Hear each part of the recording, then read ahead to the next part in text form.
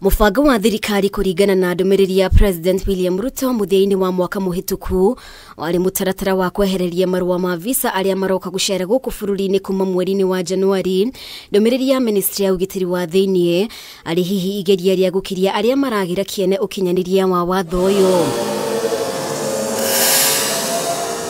Kugerera notithi ya thirikari, Ministry ya ugitiri wa thiini yugite thirikari iguthondeka mutambo uria ugukurikana ta ETA uria raia kuma mabũrũri ma nanja aria maracera Kenya mekuhuthira niguo kwigwatira rutha rwa gucera.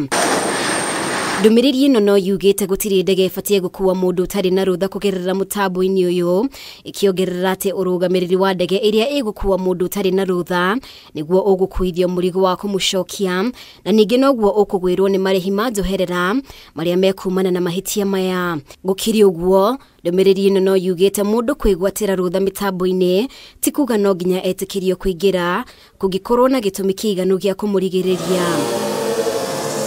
Raia kuma mabũrũri 42 nimo mehereirio marua ma visa.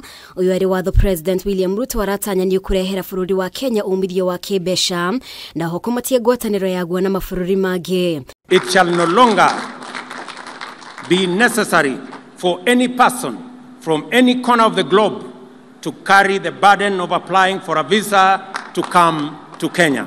Huo uamuzi wa President William Ruto, yeye amelenga kwa muda wa miaka 5 hivi, anataka turuke from 1.5 tufikishe 4 million ama 5 million tourists coming to Kenya.